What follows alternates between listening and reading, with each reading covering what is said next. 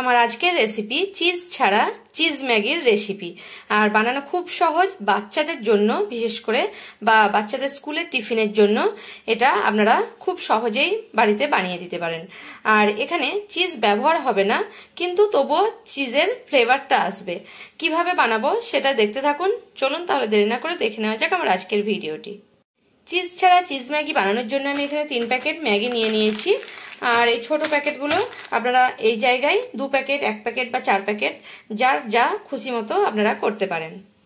প্রথমে আমি একটা ফ্রাই প্যান বসিয়ে নিয়েছি গরম করার জন্য। আর এখানে 2 চামচ সাদা তেল আমি দিয়ে দিলাম গরম করতে।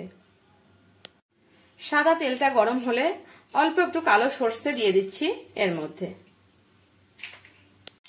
সর্ষেটা যখন আমার ফুটে উঠেছে তখন আমি এখানে একটা বড় সাইজের পেঁয়াজ আর 2টো কাঁচা লঙ্কা কেটে নিয়েছি, সেটা দিয়ে দিচ্ছি। পেঁয়াজগুলো এবার মিডিয়াম ফ্লেমে রেখে আমি ভাজতে থাকবো। একটু হালকা ভেজে নেব, খুব বেশিও ভাজবো না, মানে খুব একদম লালচে করে ভাজবো না। পেঁয়াজটা ভাজা ভাজা হয়ে গেছে, এখন আমি জল দিয়ে দিচ্ছি পেঁয়াজের উপরে। পরিমাণ মতো জল দেবেন। আমি এখানে 1 গ্লাস আর হাফ গ্লাস দেবো, কারণ 3টে ম্যাগির জন্য। আপনারা যেরকম ম্যাগি হবে সেরকম জল দিয়ে নেবেন। এখন মশলাগুলো জল দেওয়ার পর দিয়ে দিচ্ছি। যেহেতু 3টে ম্যাগি নিয়েছি, 3টে মশলা দিয়ে দিচ্ছি।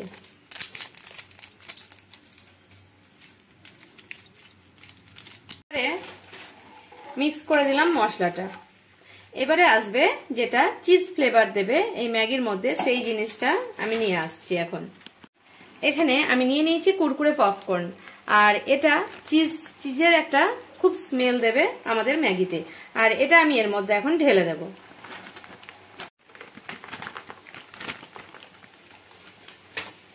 এখানে আমি গ্যাসটাকে একটু লো টু মিডিয়াম ফ্লেমে দিলাম আর এটা দিয়ে দিলাম প্রথমে। দেখুন আমি 1-2 মিনিট ফুটিয়ে নিচ্ছি।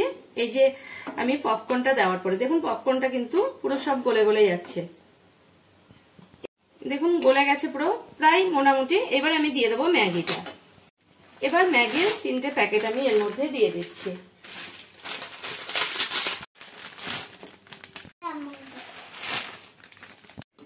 এবার মিডিয়াম টু হাই ফ্লেমে রেখে আমি এখানে ম্যাগিটাকে একটু ভেঙে ভেঙে দিচ্ছি আর একটু ঢাকা দিয়ে দেবো 2 মিনিটের জন্য। এবারে আমি ঢাকা দিয়ে দিলাম 2 থেকে 3 মিনিটের জন্য, আর মিডিয়াম ফ্লেমে দিয়ে দিলাম হতে। 3 থেকে 4 মিনিট পরে দেখাচ্ছি আমি। দেখুন এগুলো প্রায় সেদ্ধ হয়ে এসেছে, কিন্তু পুরো সেদ্ধ হয়নি। আর এখন থেকেই যখনই আমি ঢাকাটা খুলে দিলাম একটা চিজের ফ্লেভার আসছে। একটু মিডিয়াম ফ্লেমে তুলে দিয়ে আমি এখন এটাকে আরো 2-3 মিনিট ফুটিয়ে নেব। একটু শুকনো করে নেব, তাহলে খেতে বেশি ভালো লাগবে। এবারে আরো 2-3 মিনিট পরে দেখাচ্ছি। দেখুন আমার ম্যাগিটা তৈরি হয়ে গেছে। এবারে আমি কিন্তু ম্যাগিটাকে নামিয়ে নেব। এবারে আমি ম্যাগিটাকে নামিয়ে নিচ্ছি। দেখুন একটা চিজ দিলে যেরকম একটা আঠালো ভাব হয়, সেরকমই ম্যাগিতে কিন্তু সেরকমই হয়ে আছে। আপনারা দেখলে নিশ্চয়ই বুঝতে পারছেন। আপনাদের আমি দেখাচ্ছি কাছ থেকে। আমার ভিডিও যদি আপনাদের ভালো লেগে থাকে তাহলে আমার চ্যানেলকে সাবস্ক্রাইব করার অনুরোধ রইল।